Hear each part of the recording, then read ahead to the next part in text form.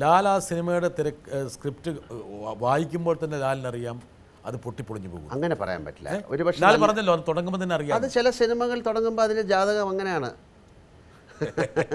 ആ സിനിമ അങ്ങനെ അല്ലായിരിക്കും ചിലപ്പോൾ എടുക്കേണ്ടത്. അപ്പോൾ അങ്ങനെയല്ല. നമുക്ക് ഞാനൊരു കാര്യം പറയട്ടെ, ഞാൻ 35 വർഷമായിട്ട് ഒരുപാട് ഡയറക്ടേഴ്സിൻ്റെ കൂടെ അഭിനയിച്ച ഒരാളാണ്. അപ്പോൾ ഒരു എനിക്കൊരു ഡയറക്ടർ എന്ന് പറയുന്ന ഒരാളെ അറിഞ്ഞോ അറിയാതെ എൻ്റെ മനസ്സിലേക്കൊരു സ്വാധീനം ഉണ്ടാക്കും. ഞാൻ ഡയറക്ടർ ചെയ്യുന്ന ഒരാളാണ്. അപ്പം അതിൻ്റെ ഒരു കഥ കാര്യങ്ങളൊക്കെ ഞാൻ എത്രയോ സിനിമകൾ ഈ സിനിമ ചെയ്യരുത് എന്ന് ഞാൻ റിക്വസ്റ്റ് ചെയ്ത ആൾക്കാരുണ്ട്. അതുപോലെ നമ്മളോടൊരു നല്ല സ്ക്രിപ്റ്റുമായിട്ട് ഒരാൾ വന്നു കഴിഞ്ഞാൽ 100% അത് ചെയ്യും.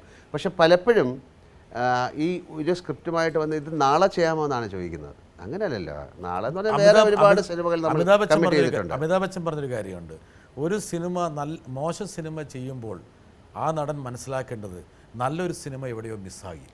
അങ്ങനെ പറയാൻ പറ്റില്ല. ആയിരിക്കാം ആ സമയം, അതൊക്കെ അത് അദ്ദേഹത്തിൻ്റെ വിചാരമായിരിക്കാം. പക്ഷേ എനിക്കതിനോട് യോജിക്കാൻ പറ്റുന്നില്ല. അങ്ങനെ നല്ലത് മിസ്സാകേണ്ട കാര്യമില്ലല്ലോ. നല്ലത് സംഭവിക്കുമ്പോൾ നല്ലത് സംഭവിക്കും. സിനിമ എന്ന് പറയുന്നത് ഇപ്പോഴും ഞാൻ പറയുന്നത് ഒരു വിഷ്യസ് സർക്കിളാണ്. അതൊരു ദൂഷിത വലയാണ്.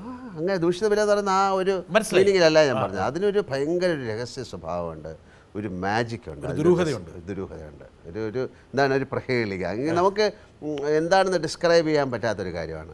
അത്രയും പ്ലാൻഡായിട്ട് സ്കീംഡായിട്ട് ഭയങ്കര സ്ക്രിപ്റ്റിലെ ലോകത്തിലെ ഏറ്റവും വലിയ ആക്ടേഴ്സ് അഭിനയിച്ച സിനിമ ഭയങ്കര മോശമായി പോയിട്ടുണ്ട്. അപ്പോൾ അത് വലിയ പ്രതീക്ഷയോടെ ചെയ്ത പല സിനിമകൾ മോശമായിട്ടുണ്ട്. പിൽക്കാലത്ത് അത് ടെലിവിഷനിൽ വരുമ്പോൾ ഈ സിനിമ എന്തുകൊണ്ടാണ് ഓടായിരുന്നെന്ന് എത്രയോ പേര് ചോദിച്ചിട്ടുണ്ട്. ഏറ്റവും മനോഹരമായിരുന്ന സിനിമയായിരുന്നു. ഈ ചിത്രമൊക്കെ നിറഞ്ഞോടിയ സമയത്ത് ചിത്രത്തിൻ്റെ ശില്പികൾ ഒരിക്കലും വിചാരിച്ചിട്ടുണ്ടാവില്ല ആ സിനിമ അതുപോലെ വിജയിക്കുമെന്ന്. തീർച്ചയായും. ഇപ്പോൾ എന്തൊരു ചിത്രം ദൃശ്യം എന്നുള്ള സിനിമയെ പറ്റി നമുക്ക് പറയാം. ഇത്രയും ഭയങ്കര ഹിറ്റാണ്, ഇത്രയും സ്വാധീനം ആൾക്കാരിലേക്ക് ഇത് കൊണ്ടുവരുന്നെന്ന് നമ്മൾ വിചാരിച്ചില്ല. നമ്മൾ സിനിമ ചെയ്യുന്ന ആ ഒരു സിൻസിയാരിറ്റിയിലും കാര്യത്തിൽ തന്നെയാണ് സിനിമ. പക്ഷേ അതിൻ്റെ ഒരു ചേരുവകൾ അല്ലേ, അതിൻ്റെ എല്ലാ കാര്യങ്ങളും കൂടെ ചേരുന്ന ഒരു മാജിക് അതിലുണ്ടായി. ഈ മാജിക് എന്താണെന്ന് അറിയാമെങ്കിൽ എല്ലാവരും ഇങ്ങനത്തെ സിനിമ. ഏത് സിനിമയോടും ലാലിന് ഡെഡിക്കേഷൻ ഉണ്ട്.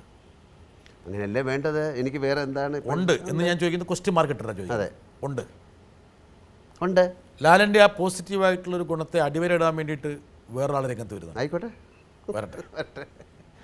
ഇനി ഒരുപാട് പേരുണ്ടോ അല്ലേ? ലാലിൻ്റെ ജീവിതത്തിലെ ഏറ്റവും വലിയ ഗുണം എന്നെനിക്ക് തോന്നിയിട്ടുള്ളൊരു കാര്യം ലാലിൻ്റെ കൃത്യനിഷ്ഠയാണ്. ഞാനിപ്പോൾ അഭിനയിച്ചപ്പോഴാണെങ്കിലും അല്ലെങ്കിൽ ഞങ്ങൾ സംവിധാനം ചെയ്തപ്പോഴാണെങ്കിലും ലാല് അഭിനയിക്കുന്ന ദിവസം 7 മണിക്ക് ലാലിൻ്റെ അടുത്ത് വരാൻ പറഞ്ഞിട്ടുണ്ടെങ്കിൽ അന്ന് 6:50 എത്താൻ വേണ്ടി ഞാൻ സിദ്ദീഖൊക്കെ ഓടിയിട്ടുണ്ട് വിയറ്റ്നാംകോറിൻ്റെ സെറ്റിൽ. കാരണം വേറെ ആര് വന്നില്ലെങ്കിലും ലാൽ ആ പറഞ്ഞ സമയത്ത് കൃത്യമായിട്ട് എത്തിയിരിക്കും. ലാലിനോട് ചോദിക്കാനുള്ള ചോദ്യം, ഈ കൃത്യനിഷ്ഠയും കാര്യങ്ങളുമൊക്കെ എനിക്കറിയില്ല ലാൽ ജീവിതത്തിൽ മറ്റു കാര്യങ്ങളിൽ എങ്ങനെയാണെന്ന് എനിക്കറിയില്ല. എപ്പോഴെങ്കിലും ജീവിതത്തിൽ കുറച്ചുകൂടി നേരത്തെ ചെന്നിരുന്നെങ്കിൽ, അല്ലെങ്കിൽ ആ പറഞ്ഞ സമയത്ത് ചെന്നിരുന്നെങ്കിൽ, അല്ലെങ്കിൽ ഒരു മറവി കൊണ്ട് പറ്റിപ്പോയൊരു തെറ്റ് കൊണ്ടിട്ട് വേദനിപ്പിക്കേണ്ടി വന്നിട്ടുണ്ടോ ആരെങ്കിലുമൊക്കെ? ഏതെങ്കിലും സംഭവം, അത് സിനിമയിലെന്നല്ല ജീവിതത്തിൽ എവിടെയെങ്കിലും ഏതെങ്കിലും സന്ദർഭത്തിലുണ്ടായിട്ടുണ്ടോ? അല്ല, ആദ്യം നമ്മുടെ പ്രൊഫഷനായിട്ട് കണക്ട് ചെയ്ത് പറയാം അല്ലേ. അദ്ദേഹം ചോദിച്ച സിനിമയിലെ ഞാൻ നേരത്തെ പറഞ്ഞ പോലെ ഞാൻ കണ്ടിരിക്കുന്നത് ഇപ്പോൾ ശിവാജി ഗണേശൻ സാറുമായിട്ട് ഞാൻ അഭിനയിക്കുമ്പോൾ അദ്ദേഹം രാവിലെ സെറ്റിൽ വന്നിരുന്നാൽ പിന്നെ ഈ ഓരോ ഷോട്ട് കഴിയുമ്പോൾ ബാക്കിയുള്ള ആൾക്കാർ വെളിയിൽ പോയിരിക്കും, പക്ഷേ അദ്ദേഹം അവിടെ തന്നെ ഇരിക്കും. കാര്യം അത് ആ പ്രൊഫഷനോടുള്ള റെസ്പെക്റ്റാണ്. എനിക്ക് ഏറ്റവും കൂടുതൽ സമയക്ലിപ്തത പാലിക്കണമെന്ന് ആഗ്രഹമുള്ള ഒരാളാണ് ഞാൻ അല്ലേ. എന്നോട് അത് തിരിച്ച് കാണിക്കണമെന്നാണ്. ഞാൻ നിങ്ങളോട് 6:30 മണിക്ക് വരാമെന്ന് പറഞ്ഞിട്ട് ഞാൻ 7:30 വന്നു കഴിഞ്ഞാൽ ഞാൻ എന്താണ് ഇത്രയും ആൾക്കാർ വെയിറ്റ് ചെയ്തിരിക്കുക? ഒരുപാട് പേര് അറിഞ്ഞുകൊണ്ട് ചെയ്യുന്നതായിരിക്കാം, പക്ഷേ എനിക്കത് ഒരു കാര്യത്തിൽ അത് താല്പര്യമില്ല.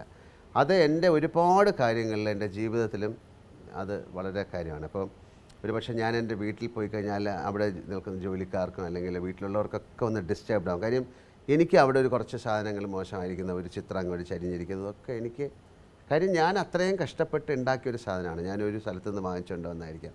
അതിനെ പരിപാലിക്കേണ്ടത് എന്നെപ്പോലെ തന്നെ അവരുടെയും കടമയാണെന്ന് ഞാൻ വിശ്വസിക്കുന്നു. ഈ ഓർമ്മ അല്ലെങ്കിൽ നേരത്തെ ഞാൻ ഭാര്യയെടുത്ത് പറഞ്ഞ പോലെ അറിയാതെ പറ്റുന്ന ഒരുപാട് കാര്യങ്ങൾ നമുക്കുണ്ടായിട്ടുണ്ട്. അതായത് മനഃപൂർവ്വം എൻ്റെ സമയത്തിൻ്റെ മോശം കൊണ്ടോ അല്ലെങ്കിൽ ഞാൻ താമസിച്ചുകൊണ്ടോ അങ്ങനെയൊന്നും ഇതുവരെ എനിക്ക്